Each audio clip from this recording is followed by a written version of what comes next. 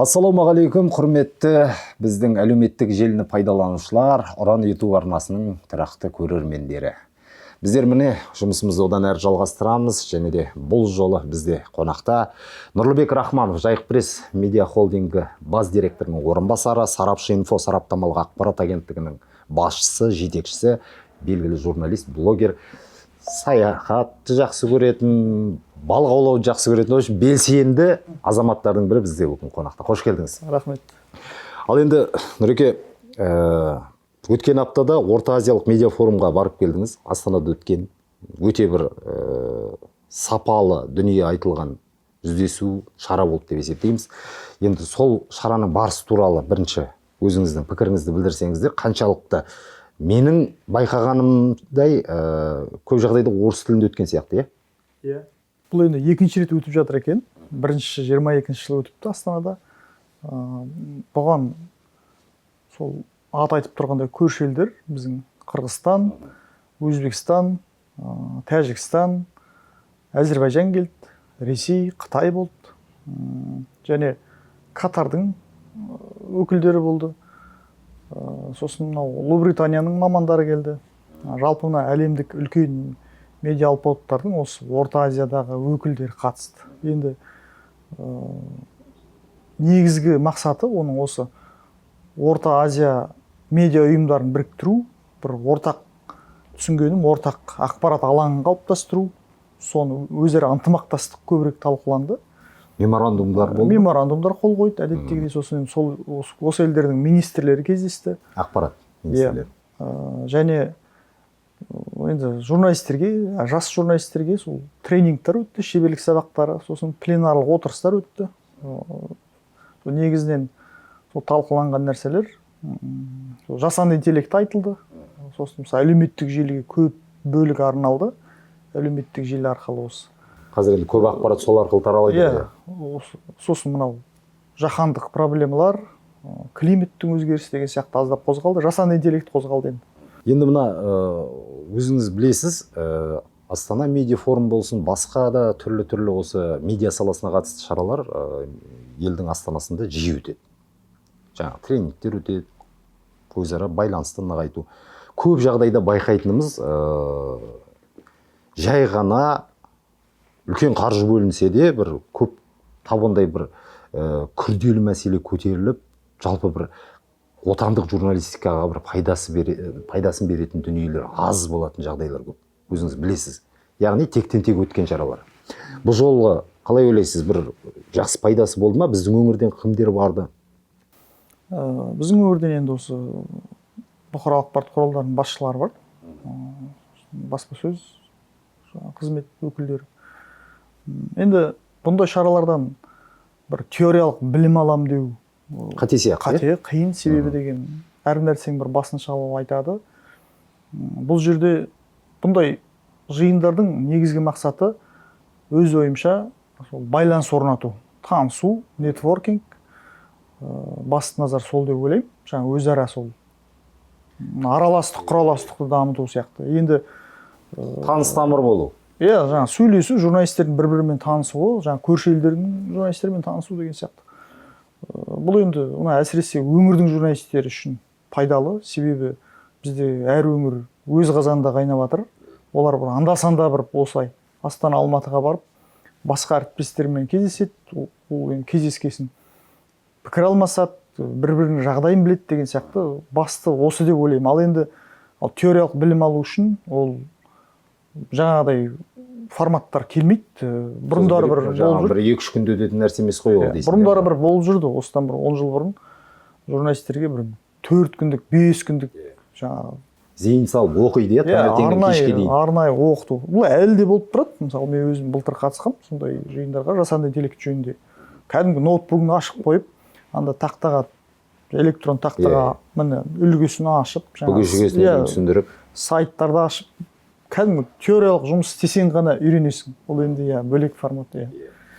жаңа осы сауалды қояйын деп жатқан кезде бірінші сұрадым, көп жағдайда жаңағы орыс тілде болған сияқты тренингтерде басқалар. Енді шетелдіктер болғасындағы да бәлкім бір аудармадан қиындықтар туған болар, бірақ осы жалпы мына қазақ журналистикасына қаншалықты пайдалы. Мысалға қазақ тілді журналистер жиі барды, өңірлерден барды, олар орысша түсінбеуі де мүмкін, тіпті ағылшыншасын қоя тұрғанда.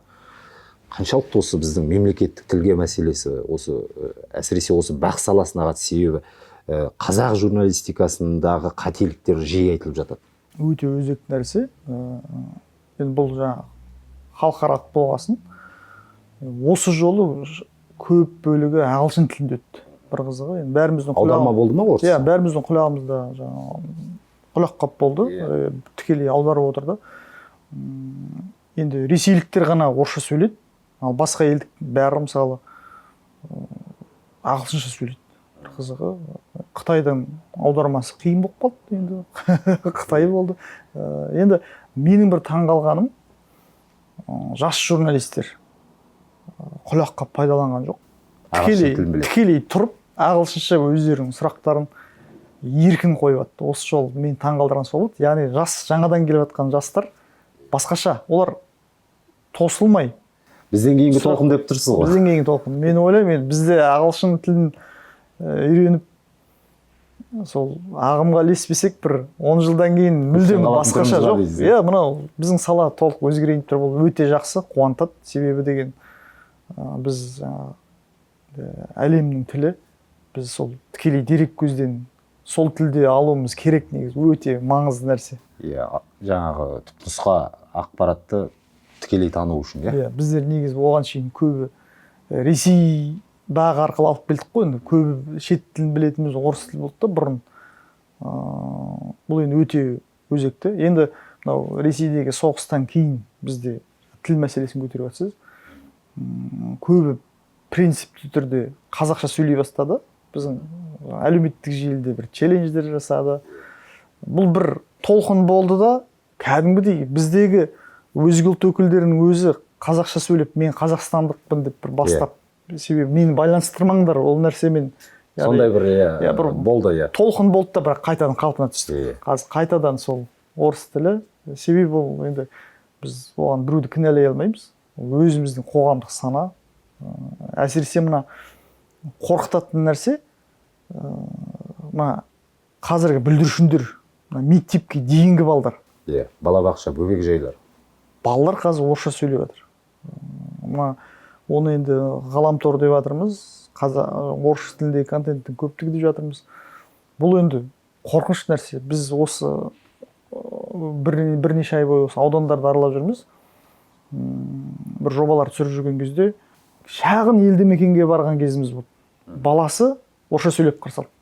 Бұл бала орысша сөйлейді дейді. Бұны телефон тәрбиелеп жатыр дейді, ата-анасы айтады. Осы жағдай қорқытады. Дәл осының кесірінен анау Астанада орыс тілі сыныбын сұрап, бір үлкен дау болды. Иә. Осыны енді бұл түсініксіз жағдай болып тұр енді. Қазақша былай қарағанда контент көп.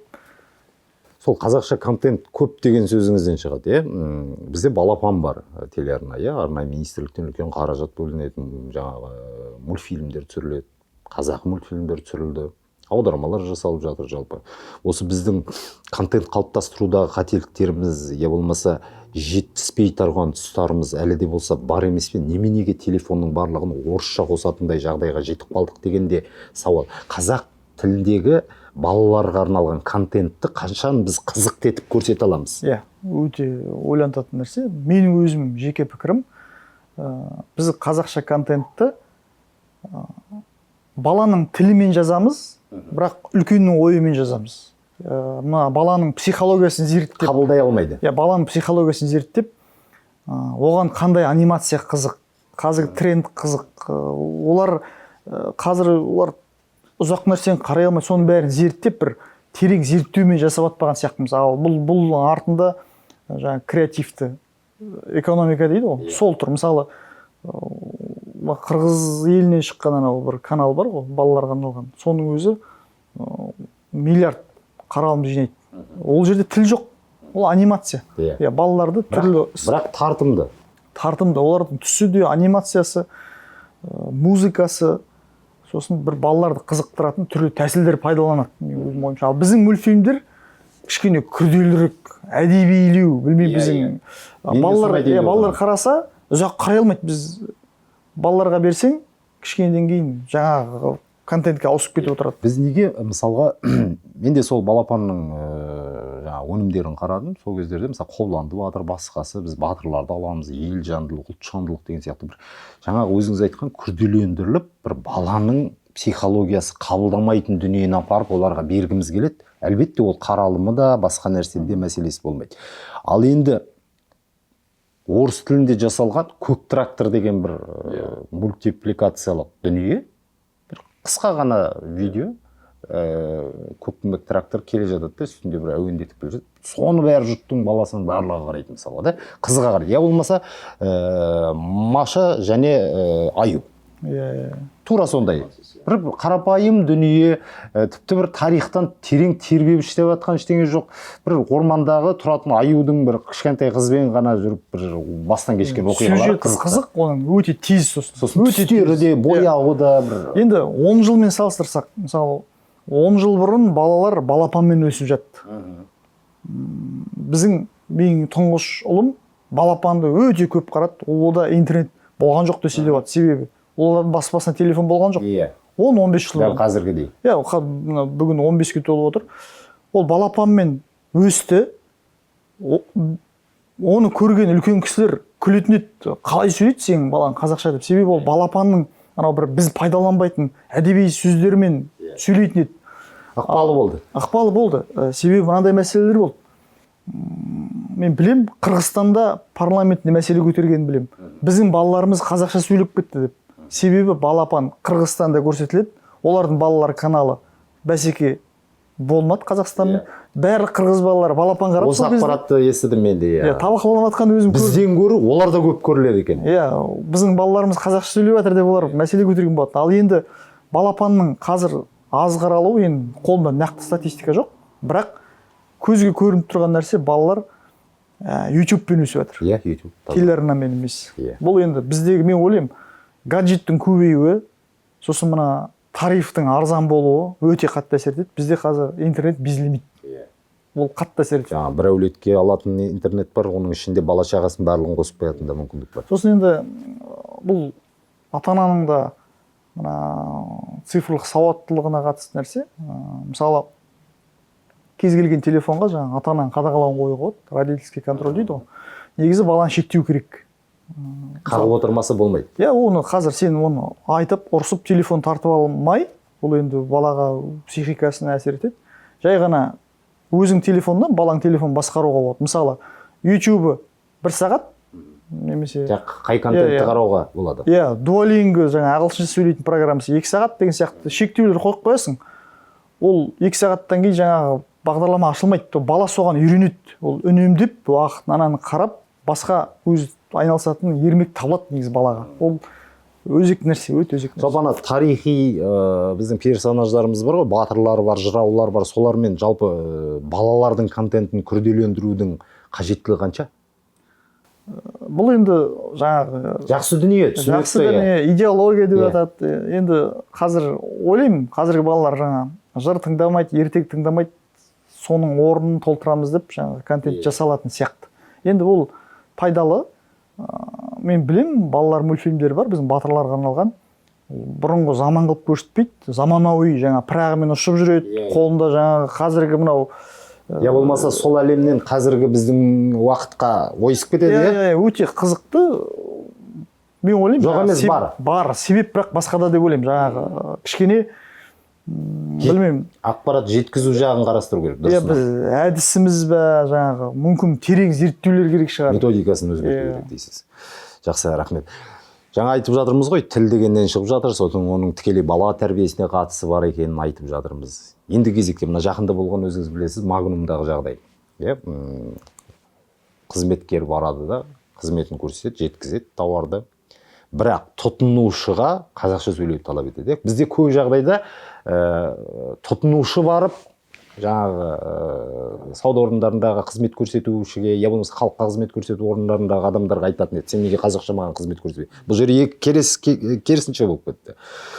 Бірақ бұл мәселе бойынша да енді әлеуметтік желіде түрлі дүрбелең салған жағдайлар болды. Иә, әлбетте ұлтжандылық болу керек, тілге деген жанашырлық болу керек. Бірақ осы сіз ойламайсыз ба, кейбір жағдайларда осы тілге жаным ашиды деп жүргендердің кей жағдайда бір ұлтаралық сипатқа ие от қою жағынан жұмыстанып жатырған бір күштер бар сияқты көрінбей ме сізге?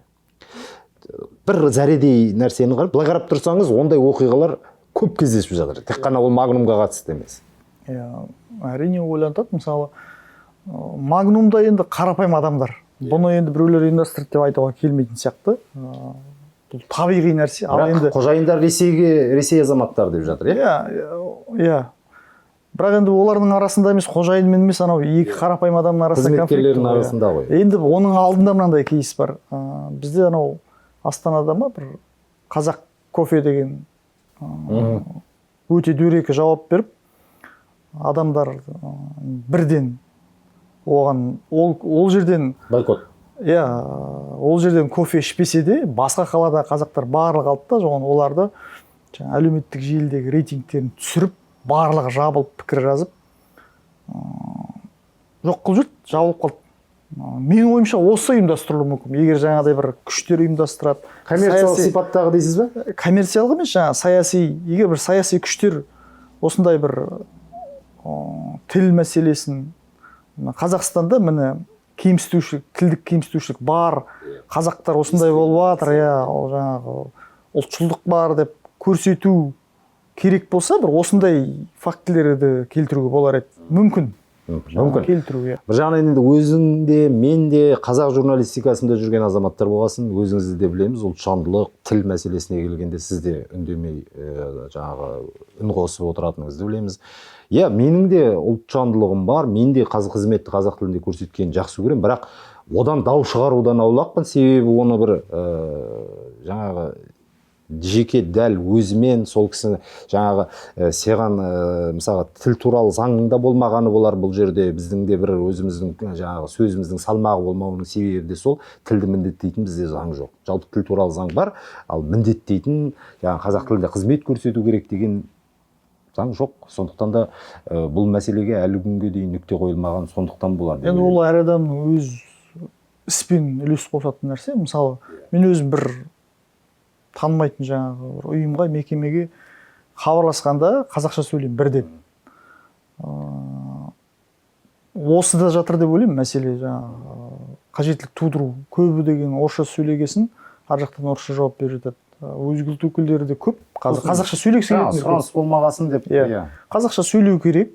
Енді қиналып жауап бере алмай жатса, көріп тұрсаң, әрине оған түсінікті тілде сөйлесе бер. Бірақ осы қажеттілікті осылай туғызу керек. Біздер өзімізден де бар, мысалы, басқа ұлтты көре қалсақ, ұлт демей ақ қояйын, этнос өкілдерін көре қалсақ, біз басқа тілде сөйлеп кетеміз.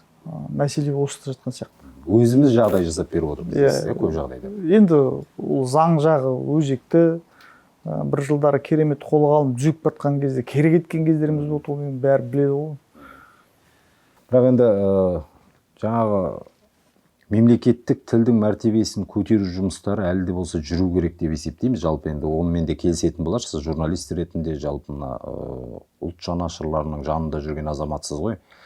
Шын мәнінде біздер қазақ тілінің мәртебесін даумен, айқаймен, я болмаса бір қоғамда алаң салу арқылы емес, біз оны біріншіден заңды тұрғыда бекітуіміз керек, екінші тұрғыда жаңағы өзіңіз айтқан әр қазақ өзінің тарапынан мемлекеттік тілдің құрметтеп және де сол тілде сөйлегеннің өзі үлкен ықпал етеді. Басқалардың жаңағыдай ғой, әр адам өзі біріншіден өзі қазақша сөйлеу керек. Ең бастысы өзінің өсіріп отқан ұл-қызын қазақша сөйлету керек. Енді келіп біз жаңағы мектепке дейінгі балалардың жартысы орысша сөйлейтін болса, біз осыған дейінгі істеп жатқан жұмыс, тілдеп жүрген нәрсе қайда қалады? Ол көп нәрсе өзімізге байланысты нәрсе негізі. Бірақ енді уақытпен де шешіліп келе жатыр. Мысалы, енді мектеп бітірген отқан бүгін қазір қазақша, қазақ тілді және ағылшын тілде жақсы сөйлейді. Орысша көбі қиналады тіпті. Бұл жайлап шешіліп жатқан нәрсе. Бірақ енді біз орыс тілінен жаңағы мүлдем толыққанды бас тарта да алмаймыз. бас тарта да алмаймыз, себебі деген ықпалы қатты Ресейдің. Біз білуіміз керек бәрібір. Көрші отырып, егер біз мүлдем түсінбейтін буын тәрбиелеп шығарсақ, ол өзімізге зиян болады керісінше. Біздің олардың алдындағы артықшылығымыз олардың тілін бәріміз түсінетініміз. Олардың бізге қатысты бір кемшілігі болуы мүмкін, олар біздің тілді білмегені, иә? Әрине. Себебі жаңа айтады ғой, өзге тілдің бәрін біл, өз тіліңді құрметте деп. Қай тілді білуге де сенің құштарлығың болу керек, бірақ өз тіліңді білмесең, жаңағы білген тілдеріңнің құны бес тиын. Ол адам бірінші санамен сезіну керек. Оны біз санамен түсінбесе, өзі адамның, оны біз заңмен күштей алмайтын нәрсе ол. Санамен түйсікпен сезініп, соны қоғамға енгізетін өзіміз. Жақсы, енді әлеуметтік желіден жалпы жайық жұртшылығы да, жалпы елдегі азаматтар біледі ғой, журналистика саласындағы достарыңыз көп. Сіздің жаңағы журналистикадан бөлек саятшылық, балық аулау, және де соңғы кездерде әсіресе мына жергілікті туризмді дамытуға, насихаттауға бір үлес қосып жүргеніңізді білеміз. Дәл қазіргі уақытта, мысалға Батыс Қазақстан облысы Ресейдің жаңағы 5 облысымен шектесіп жатыр. Сол жерде де жаңағы сакралды орындар өте көп, соның барлығын насихаттау керек. Орданың өзі неге тұрады мысалға. Бірақ әлі де болса жаңағыдай толыққанды насихаты жетпей жатыр халыққа. Біріншіден, екіншіден, көп жағдайда ордаға Ресейден келеді туристер, қарап, қызықтап келеді де, сол ордаға бір 200 шақырым жердегі тұрған елді мекендердегі азаматтар бармайды. Мына жалпы өз туризмімізді, ішкі туризмімізді дамыту үшін өзіміздің қызығушылығымыз бірінші кезекте болу керек қой, солай ма? Әрине. Енді бұл жаңағы балықшылық, саят деген ол хобби ғой, адамның жаңағы сүйіктісі. Біздің енді табиғатымыз, географиямыз тұрған барлық жағынан сәйкес келеді. Қолайлы. Біздің Батыс Қазақстан табиғаты өте мықты. Шөлейт сахарамыз да бар, Ну орманымыз да бар. Тау жоқ, басқасында бар. Бізде мысалы бір рет балық аулауға барған жеріңе екінші рет бармауға болады. Өте көп облысты аралайтын болсаң, бірақ оны енді дамыту керек. Оны кәдімгі мәдениет қылып дамыту керек. Бұрындары бір жабайы туризм көп болды ғой. Бірақ соңғы жылдар қуантып, жаңағы кәдімгі бұрында біз кинодан көретін едік қой, шетелдік туристердің қалай демалатынын, олардың жаңағы құрал жабдықтары қандай екенін. Қазір біздің жас буын өсіп жатқан сол шетелдің туристік мәдениетін әкеліп жатыр, енгізіп жатыр. Оқып, тоқып келгендер. Білмеймін, енді жастар қазір басқаша ғой. Ал жақсы, Астанада болған үлкен жиында, журналистер бас қосқан жиында, жалпы осыны әркім өзінің жергілікті туризм дамытуын насихаттау жөнінде бір тренингтер, сабақтар болды ма? Жоқ, ол жайлы болған жоқ. Бірақ бірінші кезекте тарихты, жергілікті жердегі қасиетті орындар бар, басқасы бар, тарихпен байланысты орындар бар. Солардың барлығын насихаттаудың өзі ұлтжандылық қой, былай қарап отырсаң. Енді оның бәрі мына жай ғана барып табиғат аясында демалып, тамақ ішіп, ұйықтап, үйге қайту емес. Ол кәдімгі оның арғы жағында өзінің табиғатыңды қастерлеу деген ұғым тұру керек қой. Және ол тек қана табиғат емес, шыққасын ел көресің, жер көресің, ол өте үлкен нәрсе, ол үлкен индустрия негізі. Сабақ аласың, драйв, туризм деген ол үлкен экономика. Енді біртіндеп бізде дамып жатыр. Турлар ұйымдастыру, балықшылардың, аңшылардың турларын ұйымдастыру. Осы бағыттағы туризм бізде жақсы дамиды. Жарыстар. Оған бізде потенциалы жетеді облыстың. Жаңағы біртіндеп үлкен көлдердің жанынан кәдімгі сол саятшыларға арнап қонақ үйлер салынып жатыр біртіндеп. Яғни бұрынғы жабайы аңшылық, жабайы балықшылық жоқ қазір. Себебі бұрында деген адамдар Әркім өз бетінше. Иә, жігіттер шығып жаңағы ауыз алады, айналасын қоқыспен бүлдіріп кетеді.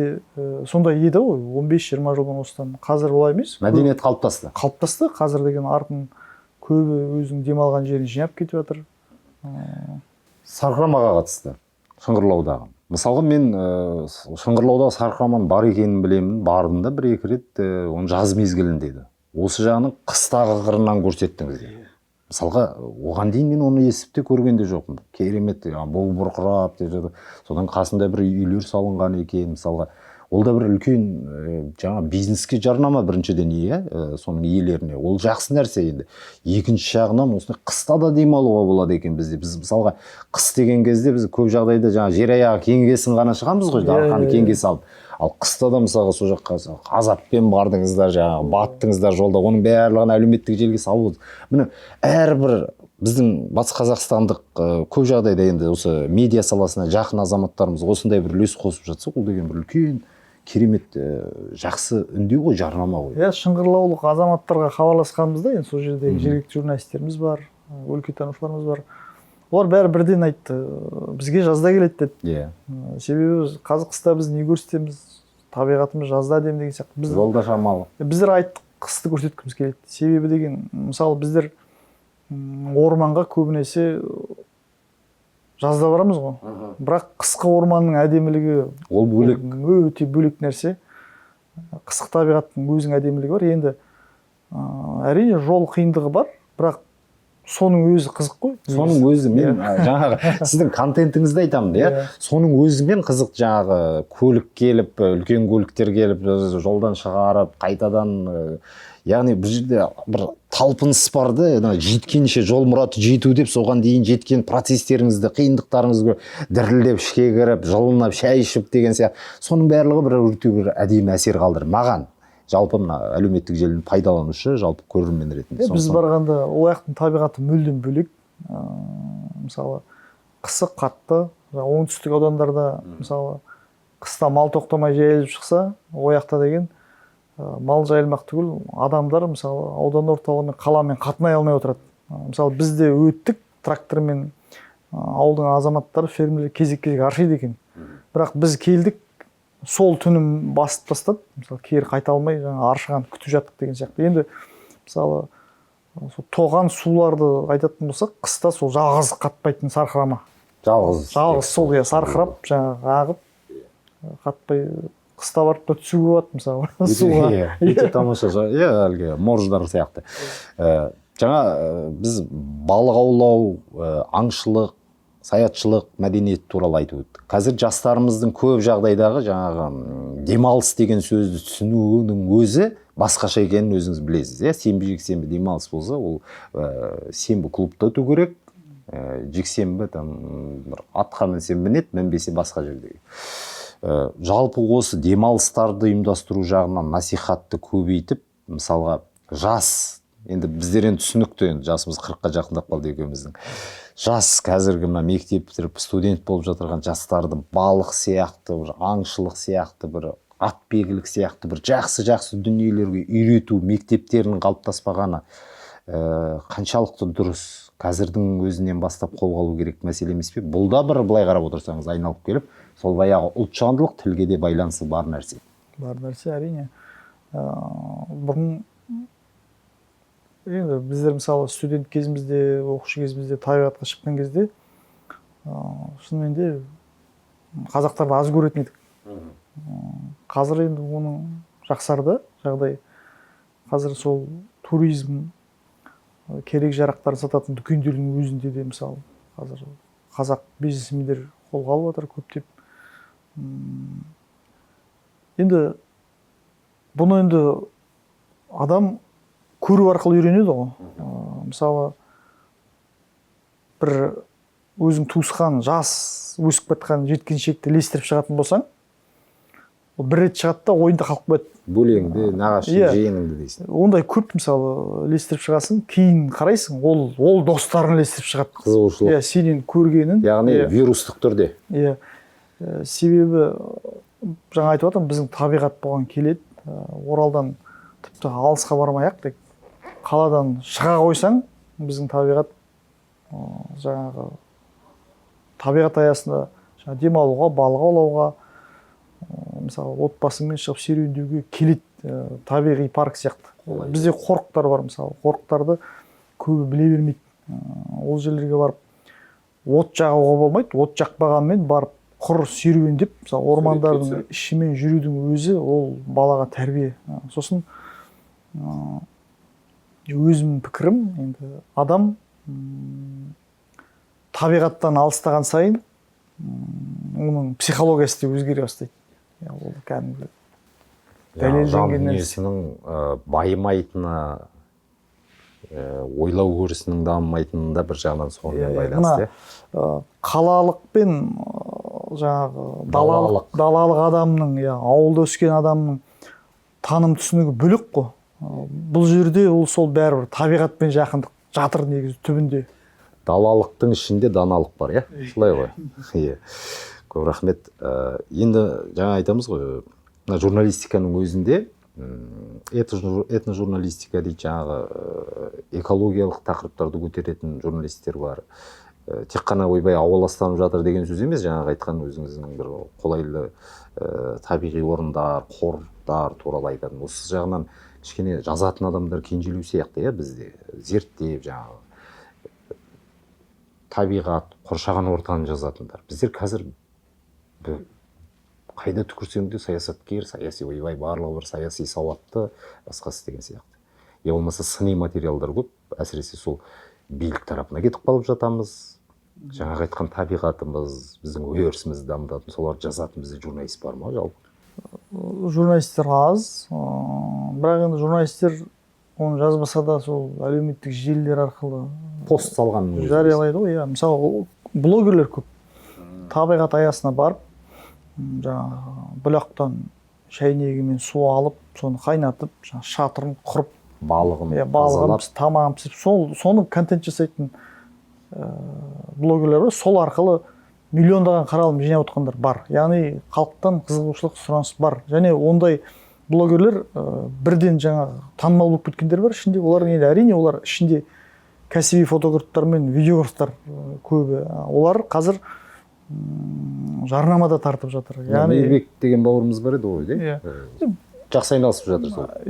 Енді республика көлемінде жүргендер өте көп. Яғни оларға жарнама беру. Журналистика емес қой, Нұреке, солай ма? Бұл журналистика емес, журналистика емес. Бұл не деуге болады? Медиа кеңістіктегі заман талабына сай контент қалыптастыру жағынан. Тұтынушы қайда, контент тұтынушы қайда, сонда бар отыр ғой. Адамдар көбінесе қазір видео өнім тұтына бастағасын, блогерлерде сол қарай ауысты. Ол жерде жақсы жарнама да пайда бола бастады қазір.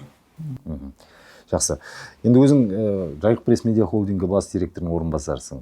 Газет шығатын жер. Солай ғой. Енді сіздерді әлеуметтік желілерде, я болмаса сайттарыңыздың жұмысып жатқандарын білеміз.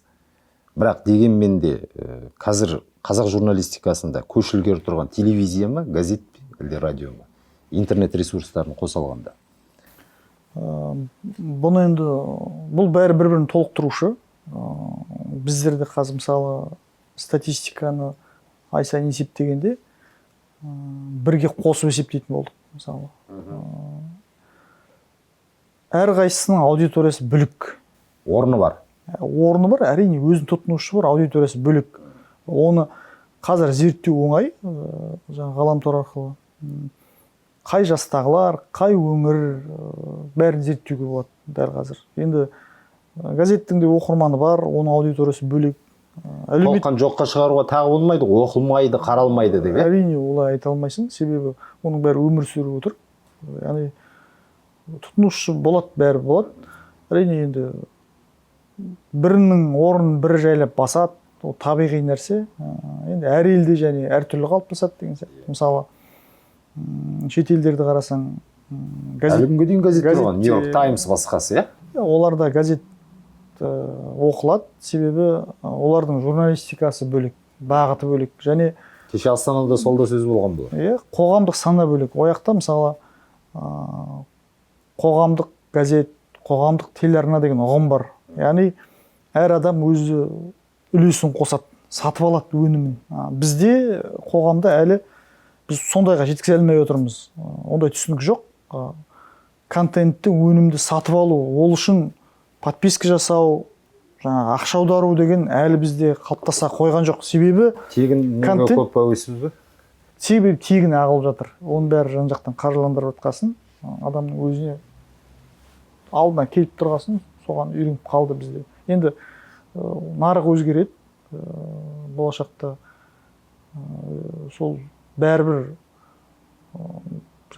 дамыған елдердің, өте жақсы дамып кеткен елдердің артынан бәрібір бізде келе жатырмыз ғой. Олардың жүрген жолымен біздер де бәрібір сәл кешігуіміз мүмкін, сәл алға басуымыз мүмкін, бірақ бір-бірімізді толықтырып келе жатырмыз дейсіз ғой. Әрине. Көшіре бара түзеледі дейсіз ғой. Себебі оның бәрін жаңағы медиа менеджерлер біртіндеп енгізіп жатыр салаға. Сөйтіп оның бәрін біртіндеп енгізіп жатқасын, қоғамның өзі соған қалай келгенін білмей қалады. Иә. Бұл енді жалпы идеологияның жұмысы. Көп рахмет. Жарты сағатқа жуық уақыт әңгімелесіппіз. Негізгі деген мәселелерді. Енді сіз енді медиа ұстаз екеніңізді білеміз. Жастарға жақсы тренингтар, тағылымды аудандарға шығып жүрсіз. Осы медиа форумнан алып келген кейстарыңызды жеткізеді деп ойлаймын. Біздің журналистерге де, жас журналистерге де үлкен бір пайдалы дүние болады деген. Сізді сол үлкен шараға барып келгеннен кейіндегі пікіріңізді біліп, осы жерге тек қана ол медиа форум емес, жалпы мына қоғамда болып жатқан түйткілді мәселелерді талқылауға уақыт бөлгеніңізге Алла разы болсын. Рахмет көп. Көп. Сәттілік жұмыстарыңызға. Жақсы шақырғандарыңызға рахмет көп. Ал енді біздің құрметті көрермендеріміз, оқырмандарымыз, Ұран YouTube арнасы өз жұмысын жалғастыра береді. Өздеріңіз бүгін көргеніңіздей, біздер отандық медиа, жалпы ұлтжандылық, тіл мәселесі, бала тәрбиесі батысты түрлі пікірлерді айттық. Енді алдағы жұмыстарымызды жалғастырып, жариялап отыратын боламыз. Ал қазақ контент дамысын десеңіз, лүпілді басып, пікір қалдырып, бізді қолдап отырыңыздар, сонда ғана біз алға басамыз. Қазақы контент дами берсін, келесі кездескенше аман болайық.